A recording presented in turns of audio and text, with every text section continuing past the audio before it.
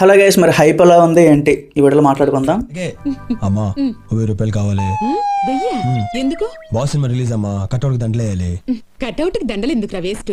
ఓ దండ తీసుకెళ్ళి యాక్చువల్లీ మరికొన్ని గంటల్లో అయితే మనకి ప్రసాద్ గారు వస్తున్నారు. మరి ఆయన హంగామా, ఆయనతో పాటు వెంకీమమ్మ హంగామా ఏ రకంగా ఉంటుందో మనం మాట్లాడుకోవాలి. Actually book my show trends ఎట్లా ఉన్నాయి, డిస్ట్రిక్ట్ యాప్ అందులో ఎట్లా ఉన్నాయి, సో ప్రతిదీ మీకు ప్రూఫ్స్తో సహా చూపిస్తాను. సో కొంతమంది ఏంటంటున్నారంటే అనవసరంగా మెగా సినిమాలు అయితేనే మాత్రం లేపుతున్నానని చెప్పి, బట్ ఇక్కడ మీకు స్క్రీన్ షాట్ కూడా పెడుతున్నాను చూడండి. ఒక గంటకి 14,000 కన్నా ఎక్కువ టికెట్లు అయితే బుక్ అవుతున్నాయి. సో ఒక పాన్ ఇండియా స్టార్కి వచ్చే బుకింగ్స్ ఇవన్నీ కూడా మహేష్ బాబుకి కానీ ప్రభాస్కి కానీ ఇప్పుడు ఉన్న స్టార్ హీరోలు, ఈ పాన్ ఇండియా హీరోలు ఉన్నారు కదా, వాళ్ళకి ఏ రేంజ్లో బుకింగ్స్ వస్తున్నాయో మన బాస్ సినిమా కూడా అలాంటి బుకింగ్సే వస్తున్నాయి అన్నమాట. సో చాలా ఆశ్చర్యంగా ఉంది నాకు, ఎందుకంటే ఫ్యామిలీ ఆడియన్స్ తప్ప ఇంకెవరు బుక్ చేసుకోరు అనుకున్నాను. బట్ న్యూట్రల్ ఆడియన్స్, జనరల్గా ఉండేవాళ్ళు అందరూ బుక్ చేసుకుంటున్నారు ఈ సినిమాకి. సో చాలా మంచిగా అనిపిస్తుంది. ఇంకొక విషయం ఏంటంటే ఈ 14,000 నెంబరు ఏదైతే ఉందో అది ఇంకా ఎక్కువయ్యే అవకాశాలు కూడా ఉన్నాయన్నమాట. సో మనకి ప్రీమియర్స్ అని చెప్పి, సో బెనిఫిట్ షోలు అని చెప్పి కొన్ని ఉన్నాయి.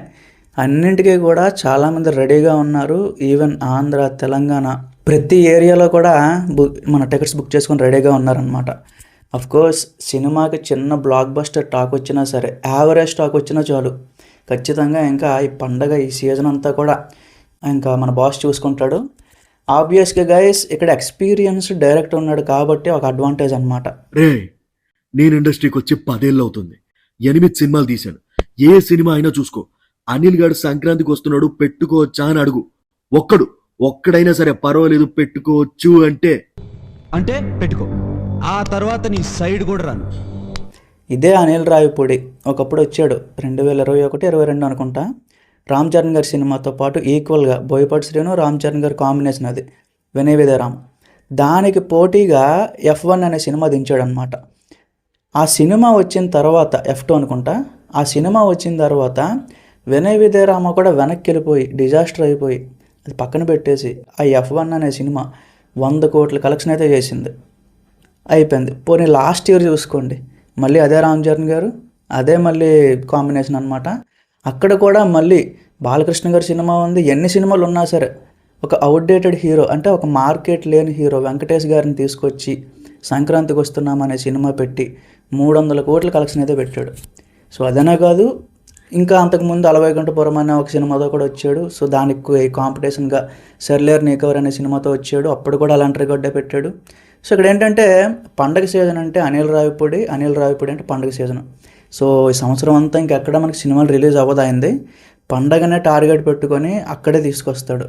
ఈసారి ఏంటంటే చిరంజీవి గారు రావడం, ఆయనతో పాటు వెంకయ్యమ్మ కూడా కాంబినేషన్ రావడం చాలా మంచిగా అనిపిస్తుంది.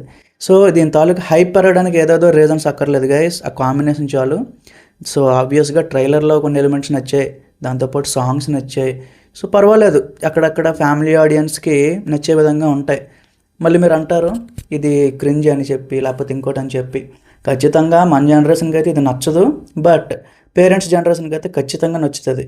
సో చాలామంది ఆ విషయం ఎవరు యాక్సెప్ట్ చేయరు అనమాట. సో అది గైస్, మిగతా అప్డేట్స్ కూడా మళ్ళీ పోస్ట్ చేస్తూ ఉంటాను. Stay tune.